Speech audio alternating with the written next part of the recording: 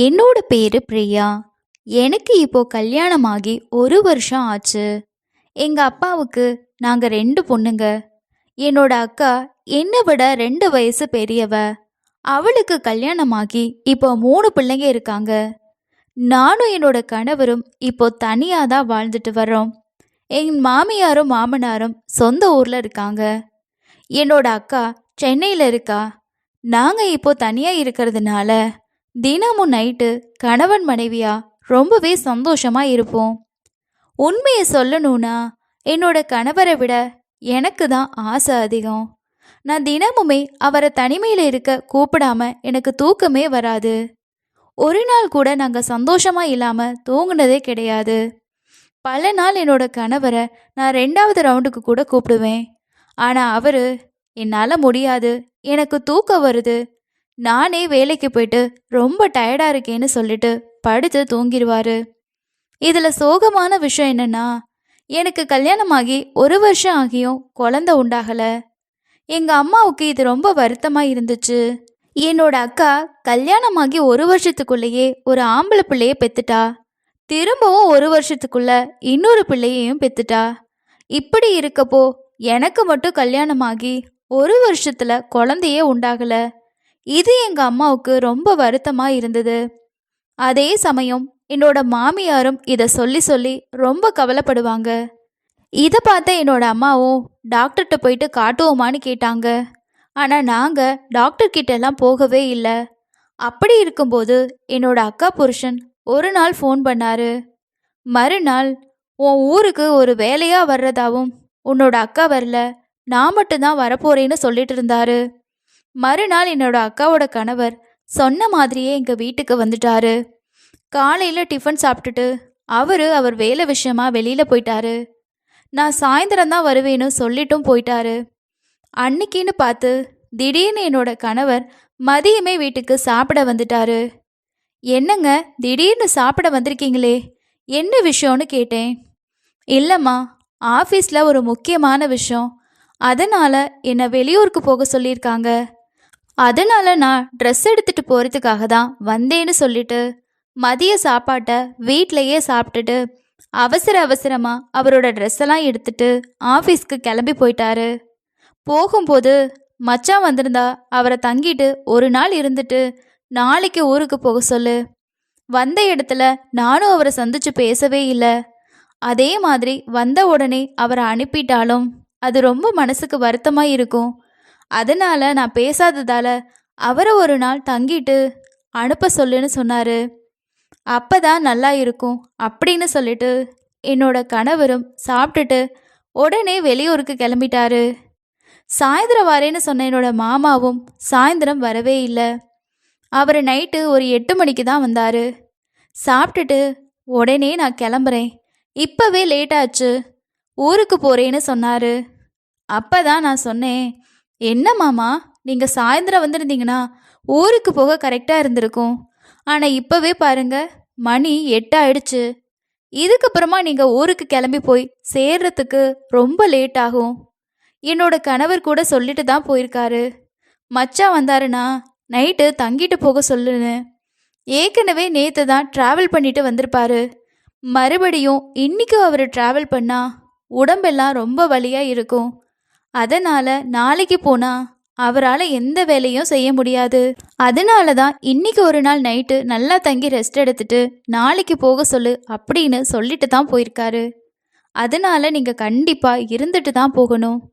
நீங்கள் இல்லாமல் போயிட்டீங்கன்னா என்னோட கணவர் என்ன வந்து திட்டுவார் அப்படின்னு சொல்லி நான் அவரை இருக்க வச்சேன். அதே மாதிரி உங்கள் மச்சானும் அவசரமாக வேலை விஷயமா வெளியூருக்கு கிளம்பி போயிட்டாரு. அவர் உங்களை சந்திச்சு பேச முடியலன்னு சொல்லி ரொம்பவே வருத்தப்பட்டாரு. அவர் வருத்தப்பட்ட விஷயத்தையும் என்னோட மாமா கிட்ட சொன்னேன். என்னோட மாமா கிட்ட சொல்லும்போது ரொம்ப நேரமாக யோசிச்சு என்னோட மாமா, சரி நீ சொல்கிறது கரெக்டு தான், இப்போவே ரொம்ப லேட் ஆயிடுச்சு, அதனால நான் இங்கே தங்கிட்டு நாளைக்கே போகிறேன் அப்படின்னு சொல்லிட்டு இருக்கிறதுக்கு சம்மதிச்சாரு. இந்த விஷயத்த என்னோட அக்காவுக்கு ஃபோன் போட்டு சொன்னார். என்னோட அக்காவும் சரிங்க தங்கிட்டு காலையில் வாங்க அப்படின்னு சொல்லிட்டா. அதுக்கப்புறமா என்னோட மாமா டிஃபன் சாப்பிட்டு முடிச்சதுனால சரி டைம் பாஸ் பண்ணுவோம் அப்படின்னு சொல்லிட்டு சோஃபாவில் உட்காந்து டிவி பார்க்க ஆரம்பிச்சாரு. அப்போ மாமா கிட்டனா, மாமா இப்போ தான் சாப்பிட்டீங்க, எதுவும் காஃபி டீ எதுவும் குடிக்கிறீங்களா, வேணுமா, போட்டு தரவான்னு கேட்டேன். உடனே மாமாவும், அதெல்லாம் வேணாமா, இப்பயே நல்லா திருப்தியாக சாப்பிட்டுட்டேன், எனக்கு எதுவும் வேணாம் அப்படின்னு சொல்லிட்டாரு. சரின்னு சொல்லிட்டு என்னோட எல்லா வேலையும் முடிஞ்சதுனால நானும் என் மாமாவுக்கு பக்கத்துலேயே உட்காந்து டிவி பார்த்துட்டு இருந்தேன்.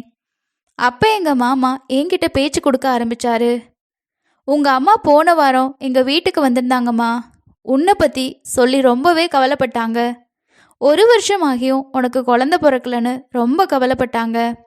உங்கள் அம்மா நினச்சிக்கிட்டு இருக்காங்க நீங்கள் 2 பேரும் பேசி குழந்தை பெற்றுக்கிறத தள்ளி போட்டிருக்கீங்க அப்படின்னு நினச்சிக்கிட்டு இருக்காங்க.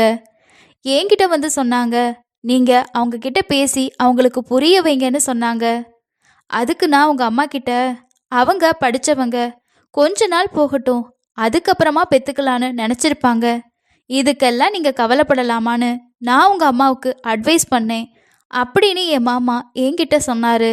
இதை கேட்ட உங்கள் அம்மா என்ன சொன்னாங்கன்னா, என்ன மாப்பிள்ள நீங்கள் சொல்கிறீங்க, நீங்கள் என்னோட மூத்த மருமகன், என்னோட பொண்ணு, நீங்கள் படிக்கலையா என்ன, உங்களுக்கு கல்யாணமாகி 1 வருஷத்துலேயே குழந்தை பிறக்கலையா, படிப்பு வேற இந்த விஷயம் வேற அப்படின்னு உங்கள் அம்மா எனக்கே புத்திமதி சொன்னாங்க.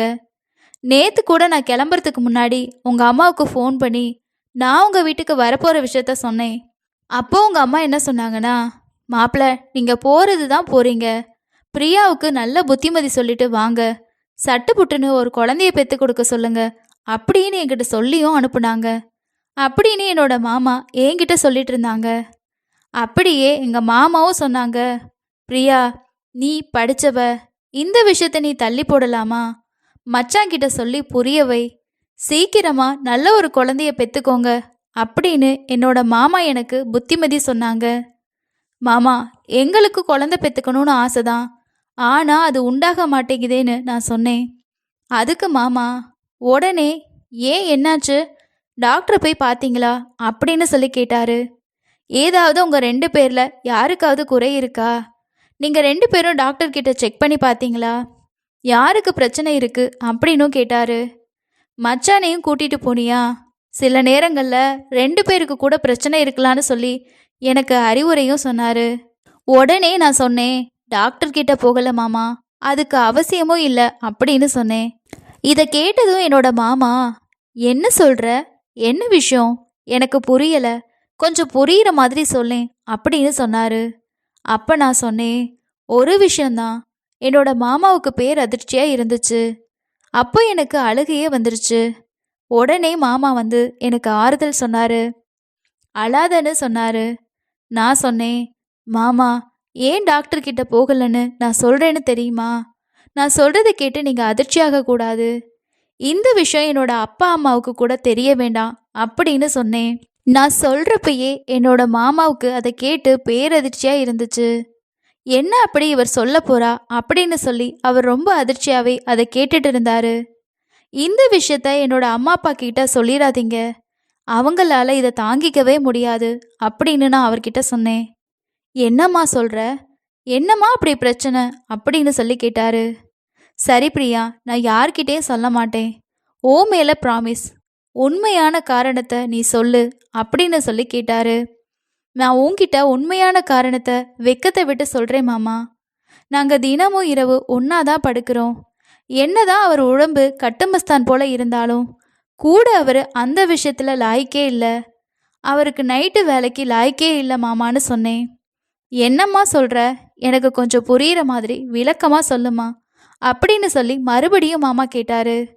அவர் இப்படி கேட்டதும் எனக்கு அழுக வந்துருச்சு.